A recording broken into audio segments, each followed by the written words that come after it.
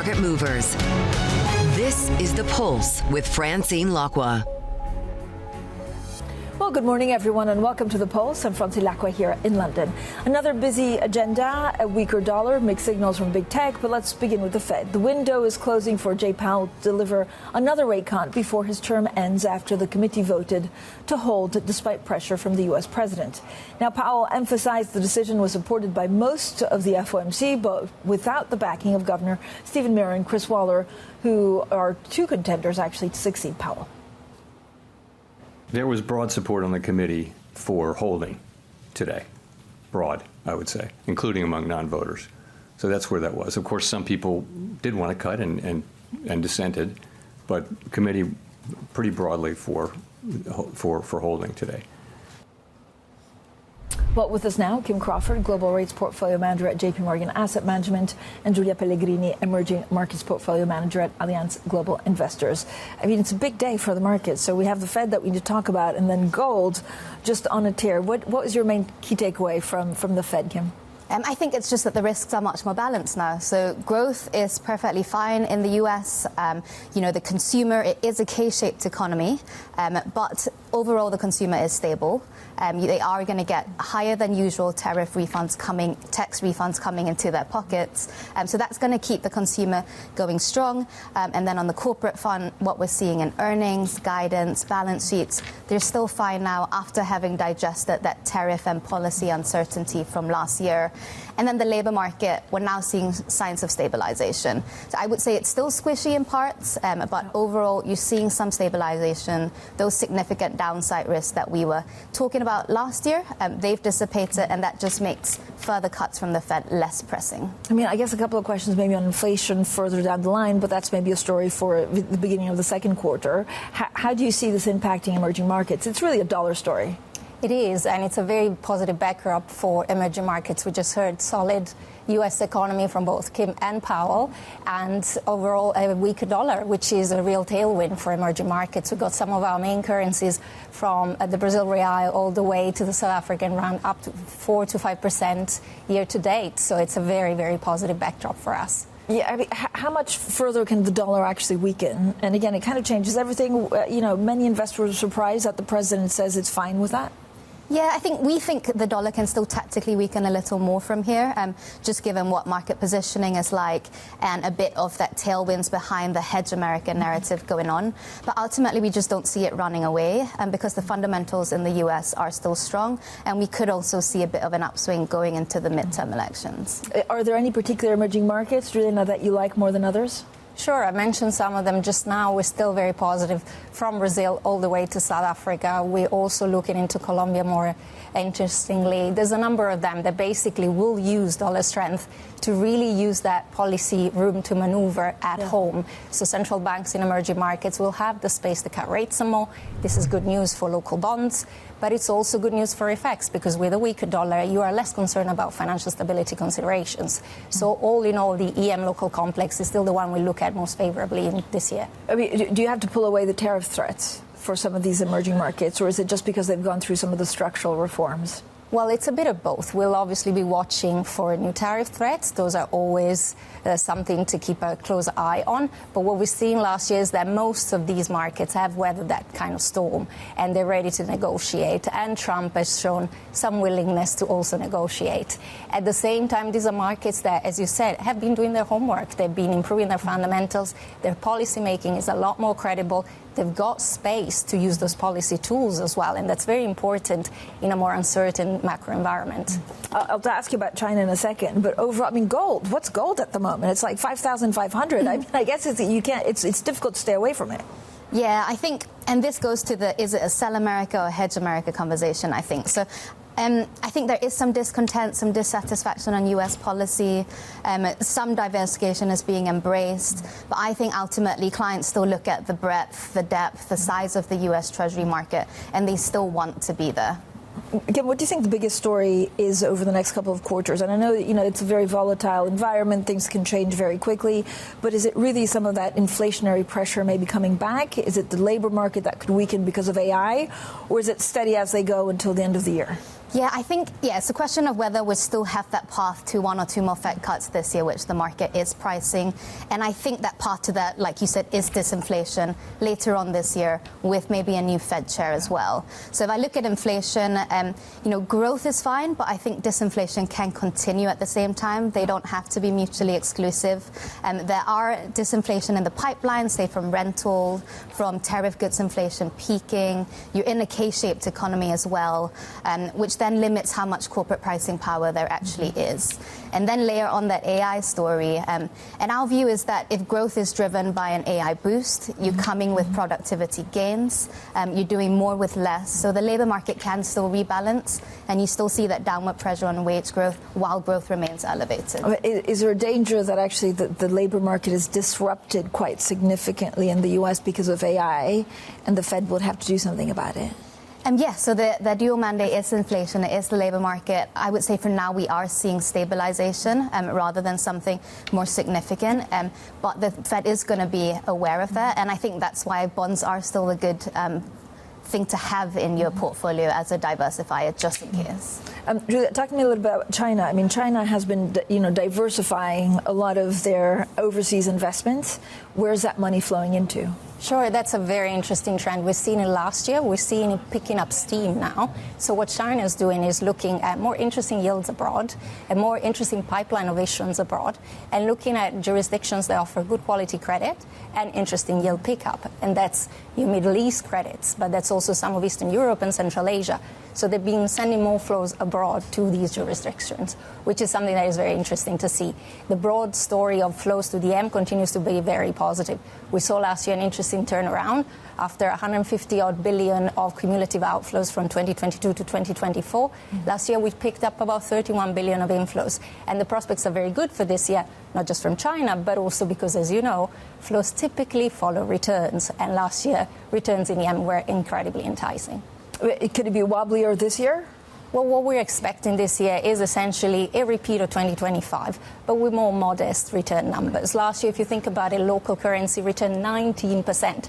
It's going to be a bit hard to beat, but we're still looking at high single-digit returns for the hard currency component and low double-digit returns for the local currency component, which we prefer, as I said. So it's still going to likely be a very positive year for emerging markets. Most of the concerns we have are really exogenous in nature. They go back to the M markets, actually. And to that, do you see the rest of the world or parts of the world importing deflation from China? Because it's not really coming to Europe to the extent that maybe we thought it could have been. It is indeed the case. We haven't seen it in European numbers. It is a possibility that we'll see it coming through more across the rest of the world. Again, there's still something to be confirmed in the numbers ahead. It is true that China has been actively rerouting its trade away through Asian countries, but also to jurisdictions that it has been trading on for a while, Latin, Africa, etc., and it's boosting those ties. So I think it's a trend to be confirmed, but it's one that we need to watch. And Kim, how does that, then factor into your thinking of U.S., for example, versus European assets? Yeah, so you mentioned that we aren't seeing as much of that disinflationary pressure into Europe via China. Agree, it's been a case of that diversion in volume from Trump 1.0. It's continuing. But we're watching, of course, the currency as well. We can't escape that now with the dollar weakening and the euro strengthening against it. We've heard a bit from the ECB officials yesterday. For us, I think two caveats to that. Yes, when the euro is strengthening versus the dollar, imported prices do fall, right? Your raw materials, your energy, your consumer goods does put downward pressure on European inflation. But at the same time, you are in a period where there is a cyclical uplift in Europe, right? Financial conditions are easing as well. So I think that downward impact is going to be dampened to some extent. And also, if you look at the trade weighted index, it's actually completely flat on the year and pretty much flat to where the ECB last put out their inflation forecasts. So it's a bit of a push and pull. I don't think it's a big enough change at the moment to really matter. I mean, I know the ECB is always at pains to say that, look, they're data dependent, depends on a case by case. But I mean, is it impossible to say whether the next move that could be really further along 2026 is a cut or a hike? Yeah, so I think actually 2026 pricing looks really attractive from an asymmetric point of view. So the market's pricing nothing. And if the ECB were to do something, it would be to cut and not hike. And that comes from someone who's quite optimistic on fiscal delivery in Europe as well. I think that's just enough spare capacity in the economy in Europe to absorb that new spending while the momentum continues to build this year. But, the next inflation print that we're going to get in a week's time is going to see that headline inflation really fall close to that 1.5% that the ECB has told us that they're willing to tolerate and undershoot in. But I do think there is still a question mark, forecasting 1.5% inflation and saying it's fine versus seeing the whites of eyes of it. Question mark whether the reaction function does change when we get there. And Kim, on the UK, are they starting to... I mean, there's quite a lot of nervousness actually amongst investors on if the Prime Minister gets replaced, if these elections don't go well, local elections. But is that being felt in the markets yet?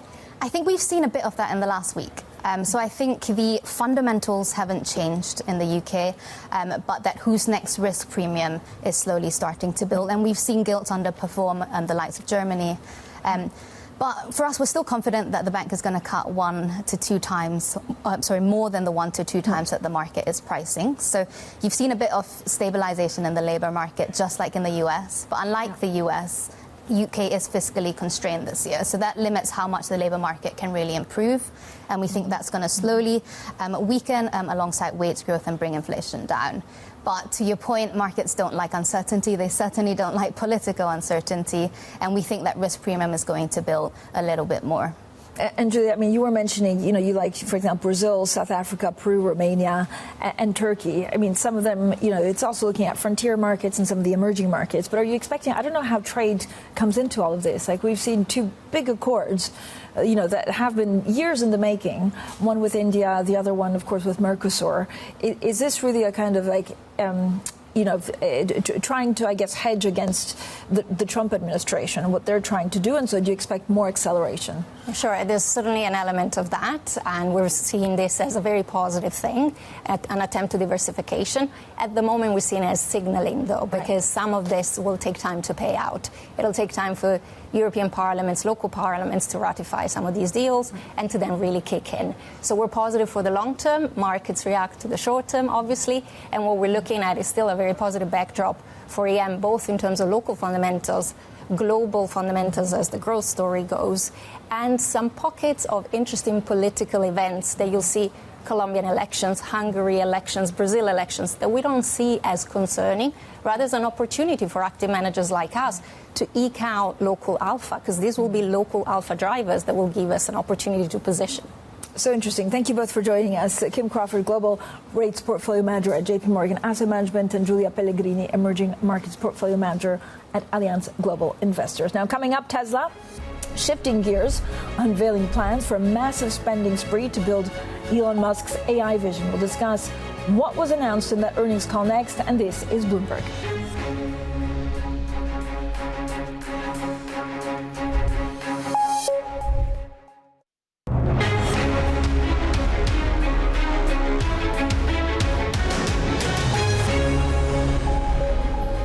The conversations that matter, the insights you need. This is The Pulse, and I'm Francine Lacqua here in London.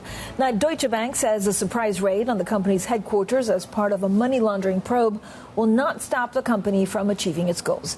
It comes after a bank, or the bank, reported a record year for profit. Well, James von Moltke, the chief financial officer, spoke to Bloomberg about the broader financial landscape and the impact of geopolitics on AI.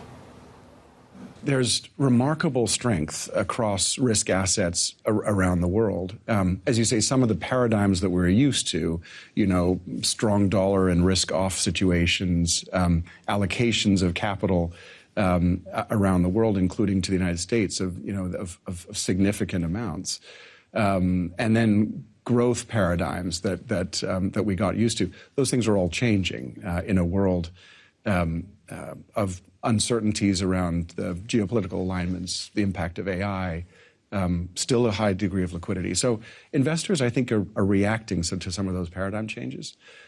For us, obviously, we're positioned, I think, to help in reallocations to Europe as they take place.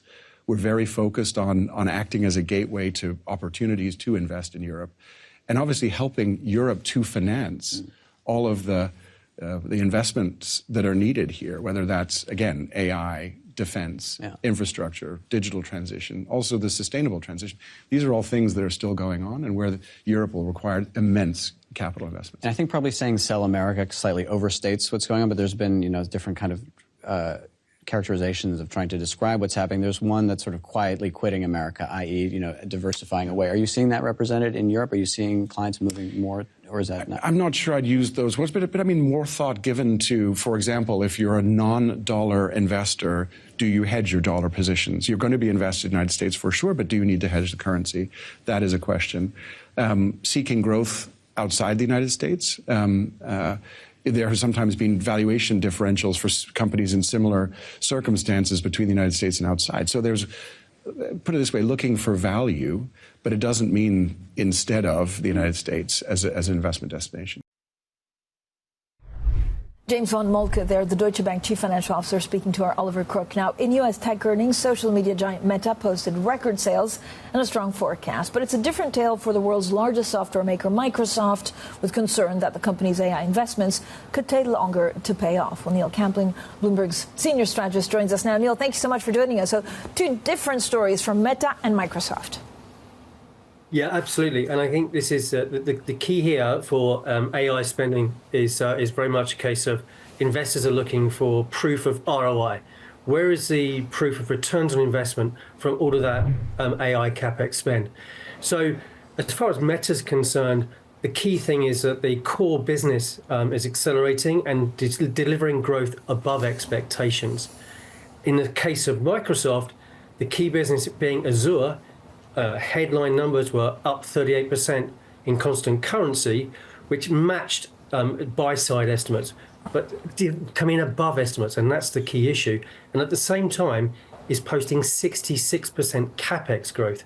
So all of that AI spending yet isn't delivering that accelerating growth and better than expected numbers. And that's the key differential here. And then on Meta's conference call, they were very clear that they were talking up that they are seeing delivering better results on the core business thanks to the returns that they're seeing from all of that AI CapEx. So investors want to see in tech earnings the accelerating growth. Yep. They want to see the better top line numbers, and that is the key to delivering that better ROI for the AI CapEx. Neil, Apple earnings are out a little bit later. If you look at SAP, they were pretty strong actually, but they weren't pretty strong because the share price is being slammed. So what do they tell us? So for SAP, again, being a bellwether tech company in Europe, the key thing, going back to that same question of growth and delivering on that growth dynamic. Now, they made the mortal sin, if you like, on the release of saying that they see a deceleration of growth from on their cloud backlog. Cloud backlog is really a key KPI, if you like, and they deliver 16% in 4Q, and they are predicting that will decelerate in the next 12 months. And investors don't want to hear that word deceleration. And for SAP, they are obviously in the software vertical. And what we've seen from tech investors, I think, is for many ways, software has been the funding short, if you like, to invest in semiconductors and the hardware of AI. And so to date, AI has been spending on the CapEx and the hardware, and really we're not seeing that translate into software spend yet. And that's the problem that SAP face currently. And you can see that from the share price performance, not just today, but actually for the last 12 months when the stock has been under pressure.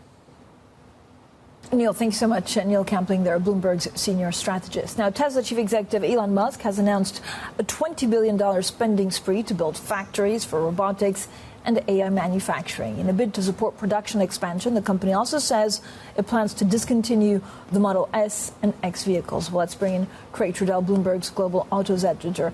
Craig, this was a huge deal, right? This is kind of, taking away from the Tesla that we know to really try and create the vision of Elon Musk of what he sees the future of AI. Yeah, and we've been talking about that vision and this sort of reorienting the company from, quote unquote, just a car maker to something much much more, right? And yet, in actual sort of practice, what the company has done in terms of capex has been, to not spend all that aggressively. They've been fairly conservative. So for them to come out and say we're going to more than double capex, from one year to the next, and almost, spend twice as much as what Wall Street was expecting, that was something that really caught everybody's attention last night. So is it all about robotics, and are they? I don't know. I mean, is it winner takes all or first mover advantage, or are they still in the game? I think it's AI compute infrastructure, absolutely, but I think it's also some of this is going to go to semi truck production, which they've talked about for years bringing to market. They're finally for real going to do it this time. You've got the cyber cab, you've got those humanoid robots that we've been talking about for years now.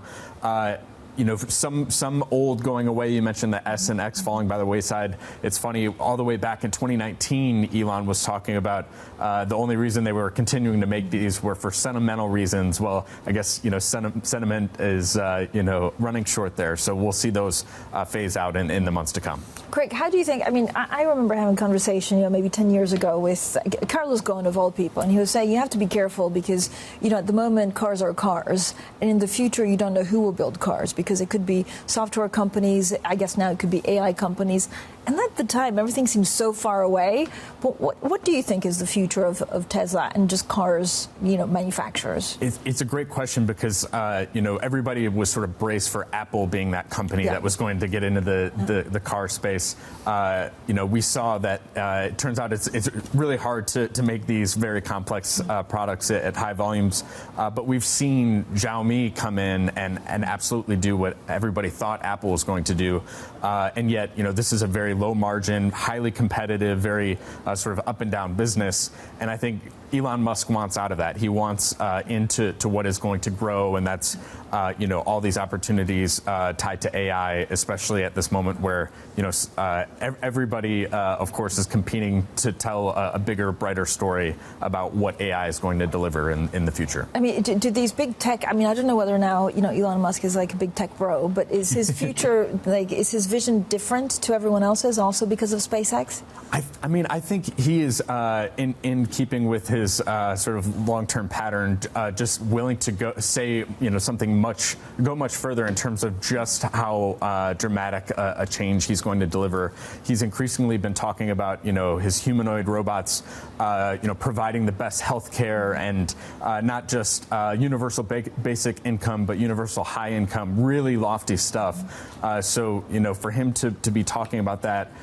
Even as his sort of core business of making and selling cars is shrinking, there is a question of how much is that sort of papering over the weakness and what actually is how Tesla makes its money today. So interesting. Craig, thank you so much. Craig Trudell, they're a Bloomberg Global Autos editor. Coming up, we'll discuss the state of the UK economy and what it means for the banking landscape. But that's with Tiina Lee, Citi's UK chief executive. She's coming on next, and this is Bloomberg.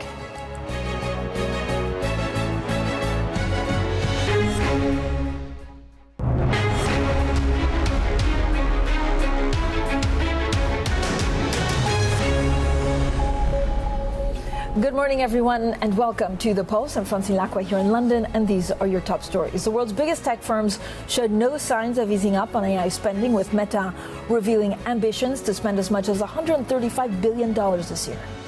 Cautious optimism from the Fed as Jay Powell talks of clear improvement in the U.S. outlook after keeping rates on hold. Chris Waller, who hopes to replace Powell, calls for a cut. Plus, Chinese President Xi Jinping praises the British Prime Minister on his landmark visit to Beijing and vows to consider granting UK citizens visa-free entry.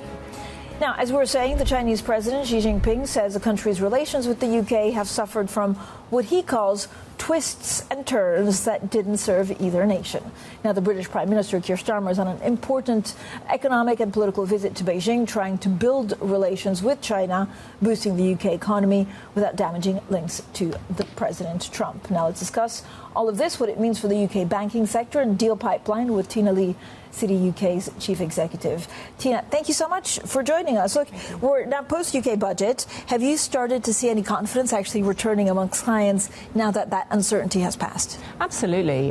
When I sort of think about the deal pipeline really for 2026, it's the strongest that we've seen now for quite a number of years. And actually, when you think about some of the tailwinds that we've seen, and certainly the conversations that we're having in the boardrooms, there's a real desire to do business, right. And most importantly, to deliver growth for shareholders. So if companies can't deliver growth for shareholders organically, then they're going to need to do it inorganically. So that obviously means that the pipeline for UK M&A certainly looks much better than it's done versus previous years. And again, why do you think that? Is it because they've been holding off for too long, because valuations have come down, or they just see a changing world and they want to be part of it? Number one, it's absolutely a changing world, but also, actually, if you think about just some of the tailwinds that we've been experiencing with the UK economy, actually, number one, UK PLC's balance sheets are robust, so primed for growth.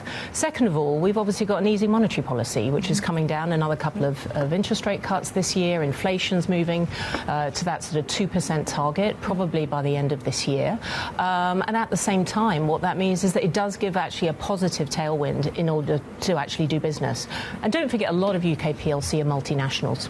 So what that means is, how do you drive those trade corridors, not just in places like North America, which is impossible to ignore, but also in other jurisdictions, whether that be China on the back of the forthcoming UK-India trade deal, or indeed in the Middle East. I mean, it's quite difficult to get numbers of either people having left the UK after budget or tax reasons, and people coming into the UK from maybe the US because they want to get away from some of the policies. I mean, what's your feeling on how that's going?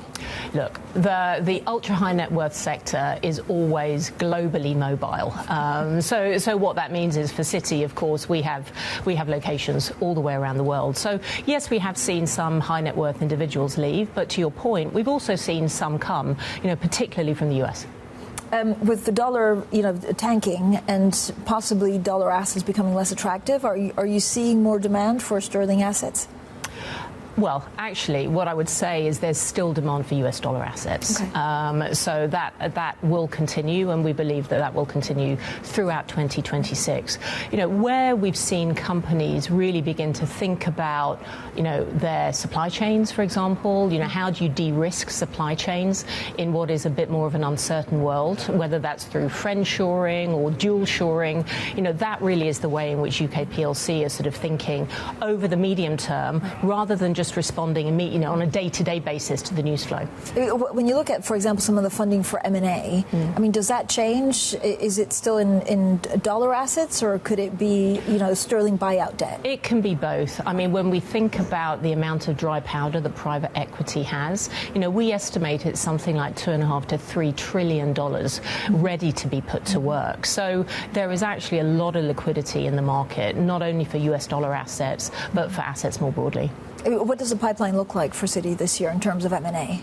It's looking really good, actually. Again, off the back of what has been a tremendous capital markets issuance calendar. The volumes have been off the charts. But what that does is it just means that the markets are open for business. We've got credit spreads at all-time tights, and it means that the appetite for investors in terms of really looking at these types of opportunities is really great. So, it's all about finding the right opportunities for UK PLC, but boardrooms are definitely focused on this topic. Do you think we just need a big IPO to kind of, help the story along? Yeah, they're coming. They're coming. So when one thinks about what happened last year, I mean, we saw in the UK about £2 billion worth of IPOs. That was up about 2.5 times from the prior year. And actually this year we do see, for example, whether it's private equity looking to IPO, some of their companies that they've held for 7 or 10 years. But there's absolutely a pipeline of IPOs coming down the pipe. It's going to be an exciting year. Any particular sectors that you're most excited about? Tech, healthcare, consumer, fintech. There's a lot of sectors. So when we think about growth and we think about the pipeline, I think what's quite unique is that actually that growth is coming cross-sector. Is AI impacting your lending strategy at all? lending strategy. Or actually your operations, because we're trying to figure out how banks are looking at this. That's right. So, look, AI is at the heart of Citi's modernisation, but it really cuts across everything. So when we think about how we're embedding AI into how we serve our clients, how we empower our people, and also how we improve processes. So the most important thing is the human in the loop. So it doesn't mean that we do not need humans. And what we strongly believe is that when we think about ideas and we think about creativity for our clients, that value is being brought by our people. You know, AI at the end of the day is a tool. It's an incredible tool, but it is just a tool. And will that change with years, or is that, I mean, you know, I guess there's a lot of people that are worried about their jobs in the future. Is this something that you're conscious and over-communicate about? We're absolutely talking about it. It's not just AI, however. So, you know, of course there are going to be jobs that go, but we're also going to be creating jobs that do not exist today. You know, so actually equipping our people to use these AI tools. I mean, about 70% of our colleagues now, and we've got about over 200,000 people at Citi, now have access to Citi AI tools. You know, so it really is all about empowering our people to say, number one, how can you use AI to do your job better? But also, if there are other opportunities within the organisation, to be able to be ready to take on those different roles. Will it be harder for graduates to learn on the job? We're not seeing that. So don't forget that a lot of graduates were doing, shall we say, a lot of data processing, input models. You know, what we're spending a lot of time on thinking is how do we provide that value-add training to our graduates to enable them to really hit the ground running when they join Citi. So, you know, we're continuing to hire graduates. There hasn't been really a drop-off in terms of numbers, you know, and we're always needing to replenish with new talent. Tiina, when you look at UK politics, do you have many clients asking about the future of this government, also what happens in a couple of years when we have elections, and does that worry them? Not at the moment. Probably the next sort of data point is around the May by-elections. But at this point, I think the government's given themselves a little bit of breathing room. You know, there's a significant sort of fiscal headroom, which means obviously the gilt market has performed very well versus sort of global bond markets. You know, so I think there's a bit of breathing room here. And at the same time, if we do start to see, you know, just some of the economic indicators improve, what we're looking at, of course, is unemployment. You know, if we start to see unemployment tick up, what does that mean? But ultimately, I think markets are expecting that could mean, you know, an easing of monetary policy further than maybe the 1 or 2 rate cuts that are expected later on in the year. So I think in terms of politics, of course, I think investors have a watching brief in terms of what happens. But at the same time, I think, you know, the macroeconomics also is very important. Does reform have more of a presence in the City of London? I would say intermittently. You know, I think certainly from Citi's point of view, you know, we're politically agnostic, whilst at the same time, you know, of course we engage with political parties to advocate for public policy that drives economic growth and encourages investment. So you know, in that sense, I think reform is going to be, you know, quite an interesting area, and will continue to be a key area of focus for our investors. So something quite exciting, your Canary Wharf, you know, skyscraper renovation. Yes. How's that going? It's going really well. We're really excited about moving in this year, so you must come visit. And you know, but I think what's really quite important about the $1.5 billion that we've spent on that is we've really been mindful over how can we spend as much of that here in the UK. So whether that's suppliers, whether that's labour, so, you know, about 60% of that spend has been spent here in the UK on goods, on services, and providing employment for over 6,000 people. So, you know, we're really pleased with how the project's gone. Yeah, I remember reading the announcement and thinking, this is quite a vote of confidence in the UK. It is. In the UK, in London as a financial centre, you know, it's going to give us another 30 years here at Canary Wharf. Tiina, thank you so much for joining us. Tiina Lee, their Citi UK Chief Executive. Now, let's return to the Fed, keeping rates on hold and signalling a cautious outlook. The two dissenters were Governors Christopher Waller and Stephen Miran, who favoured a quarter-point reduction. Now, with us this morning, Michael McKee, Bloomberg's international economics and policy correspondent. Mike, so good to speak to you. So what were your main key takeaways? Well, the key takeaway, I think, for the markets is that the Fed is in no hurry to do another rate cut. They think the economy has stabilized, if not improved tremendously. And so the bar is going to be quite high for another cut. The inflation rate is going to have to drop. And as Jay Powell suggested in the news conference yesterday, inflation is expected in the short run to move higher. So for the time being, we'll be on hold. And it may be that we never see another rate cut from Chair Powell. Of course, he leaves office at the end of May. Yeah, I mean, at the Fed press conference, Mike, the Fed chair was asked repeatedly about the bank's relations with President Trump and whether it would remain independent. Here he is. And we haven't lost it. I don't believe we will. I certainly hope we won't. But it's very important, and the reason it's important is that it's enabled central banks generally not to be perfect, but to serve the public well. You're confident it can maintain that independence at this point? Yes. I mean, I'm strongly committed to that, and so are my colleagues. I'm wondering what advice you have for whoever your successor might be. Honestly, I'd say a couple of things. One is stay out of elected politics. Mike, I mean, this was probably good advice for anyone that has to do anything at the moment. But this really overshadows, I mean, does it overshadow everything? Decision making, everyone's thinking, people trying to please the president in case they get the job next? Well, that is a factor in what's going on, but the Fed has done its best to keep politics out. We were waiting to see what the Fed's strategy would be with this news conference, whether Powell would talk about politics or stick to policy, and he stuck to policy even when I asked him if he's staying on as a governor after his term as chair is up. Basically, the Fed has decided it's not good for the markets, it's not good for the Fed to keep engaging, so they'll just keep their heads down and keep working. The question of who's going to be his successor is going to loom over everything until Donald Trump gets around to finally making a choice. There are people who think that maybe Christopher Waller, who's on the short list, did a dissent yesterday in order to keep his chances alive. But Waller is also a very competent economist, and we're expecting probably a statement from him tomorrow when the blackout lifts on the economic reasons why he saw a cut as being necessary. What, Mike, in general, I mean, why is it taking so long for the president? I feel like it's been, an announcement is coming this week for the last 3 months. Is it because he's worried about confirmations, or why is it dragging on? I don't think he has to worry about confirmations because the Republican Senate will do basically whatever he asks. And that does give him some time because they can move fairly quickly on a confirmation.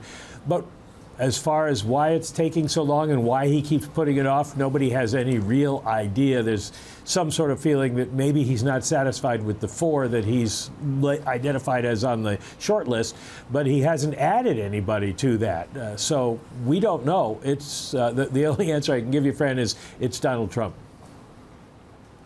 Mike, thank you so much. Michael McKeither, Bloomberg's international economics and policy correspondent. Honestly, it's a real treat to have him wake up so early and be with us this morning. Coming up, the British Prime Minister says the UK must build a more sophisticated relationship with China. But what impact will that have on wider relations, including the U.S.? We'll be discussing all of that with the former international trade minister. That's coming up next. And this is Bloomberg.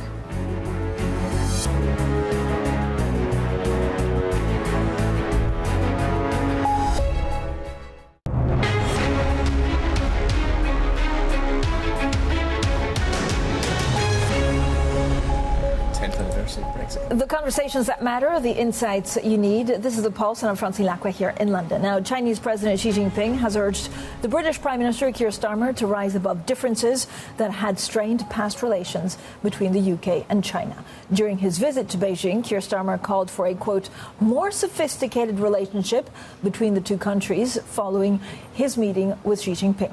Now, it's the first trip to China by a British leader in 8 years. Joining us now is Liam Fox, former UK International Trade Minister and former Defence Minister.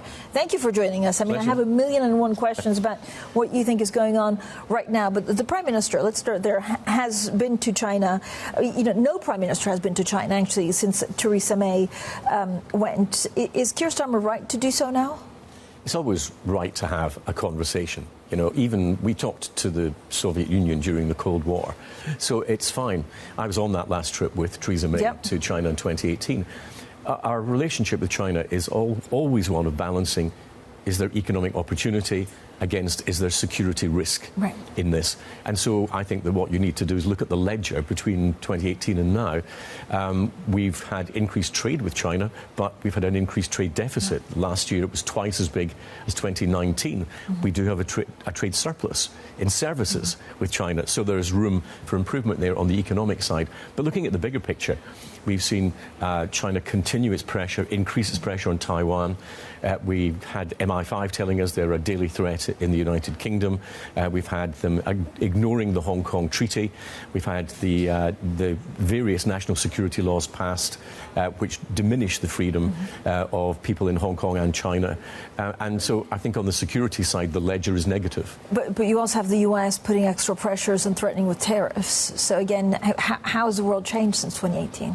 Well, in the United States, we've got the position where the national security strategy says China is no longer the number one problem for the United States. It's the Americas and the homeland. So, and yet at the same time threatening 100% tariffs on Canada. So it's unclear exactly what American policy is overall on that. What we have seen is a deterioration in the global economic and trade picture. We've seen increasing protectionism, and we need now for Britain to be looking to wider markets. Yeah. Do you think the UK has to choose, given what we're seeing between the US and China? No, most of our economic growth recently has been very dependent on a strong American economy compared to a very flat European economy. But must also remember that Britain has joined CPTPP, the Pan-Asian trade bloc. And if you look at the size of that in terms of GDP, that's about 16% global GDP compared to China's 19%. Now you add Indonesia, where Britain doesn't have a trade agreement at the moment, with the Philippines and the UAE, which have applied, and you can see that there's a potentially bigger Asian opportunity for the UK. You, of course, since having left office, worked a lot in the Middle East with the Abraham Accords. What's your take on, first of all, what happens in Iran over the next couple of weeks? We had the U.S. administration threatening, actually, them yesterday of either coming back to a nuclear deal or facing the consequences. Well, the regime is at the weakest point that it's been since the revolution of 1979. And what it has in common with that period is that the revolt is not just young people, as it was at one point, or largely about women's rights, which it was at one point, but it's got the merchant class, basically a whole wide coalition against the current regime. In effect, there's no Islamic revolution left. There's no religious authority. So change can really only come from the people of Iran themselves. But what we can do is we can give them political and moral support, which I'm afraid didn't happen in the Obama administration.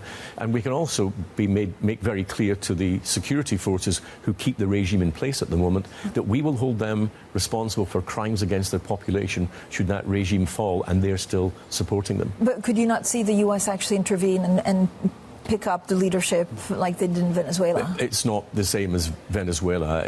Iran is a much more complex position. It's what I would call a thugocracy based on the IRGC with a mad theocracy on top of it. It's not the same. And in any case, regime change in Iran will not be brought about from outside the country. It will only be brought about from inside, but we have levers to help the people of Iran in that. Perhaps most importantly, what we need is the international community to be bringing the disparate elements of the Iranian opposition together so that there's a plan for a post-regime Iran that includes a government of national unity of some sort that would transition to a more democratic society. What will need to happen in Gaza to bring peace? Gaza there will need to be, as in the whole region, there will need to be greater prosperity, because peace is not just the absence of conflict. It also requires justice and economic opportunity and education and healthcare, all those things that underpin it. That's a massive task. But I think we also have to recognize that Israel and Palestine is not the only dispute in the Middle East, and we've got to stop seeing the whole region through that single prism. And Israel also, I think, needs to recognize that no state can be secure in the long term when there is constant instability and insecurity in its neighbours. So we have to see the whole issue, which is where I think the strength of the Abraham Accords comes, where it's not just about the politics, it's also about better economic opportunity and conditions for all of Israel's neighbours. A lot of your former colleagues have defected to reform. Why do you think that is? Well, some of them have. Makes me wonder what those Labour voters who have been saying they're going to vote reform will think now, when the very Conservatives that they most disliked are all part of the reform team. British politics is a bit in flux. I think there's been a gap in the centre-right. I think the Conservative Party needs to return to its basic economic roots. We need to be the party of business. We need to be the party of sound economic management and the party of economic opportunity. And I do think that Kemi Badenoch's actually grasped the thorn in this, because we basically had a choice. Margaret Thatcher believed that Britain needed a new agenda. Other Conservative leaders believed the Conservative Party needed a makeover. I think Kemi Badenoch understands that the strength lies in the former. Would you ever consider defecting? No, I would never. I would certainly never defect to reform. I believe that the Conservative Party has always been the most successful political party in the United Kingdom. It has been the party traditionally of economic opportunity for people, and that's what we need to return to. We need to return for one reason above all else, that last year our government borrowed £140 billion. 105 billion of that was on debt interest. We've got to have a proper, honest conversation with the electorate to say we can't continue as we are, otherwise we'll hand the next generation a scorched earth economic policy. How's it lost its way so much when you look at the polls, and how can the Tories now blunt the threat posed by Nigel Farage and reform? Well, if you look at the aggregate polls, I mean, I hate to talk about polls, but all politicians look at polls. If you look at what's happening on the left, the drop in the Labour support's almost entirely mirrored by the rise in the Greens. And on the right, the gradual reduction in reform support is mirrored by a gradual increase in Conservative support. The problem for the Conservatives, I think, is credibility. And re-establishing trust on economic issues. And that's best done by a very honest conversation with the population. We can't have 9.2 million people of working age not working in the country. We can't have these high tax rates that we have and be a competitive country. Does it need to be something more radical than an honest conversation, given reform has more than 30% in the polls? It will require very clear policy decisions to be made, but I think the first thing is getting the public to understand that we recognise the long-term problems of the economy. We recognise the damage being done to our economy by a high-tax Labour government. The next election will be an economic election.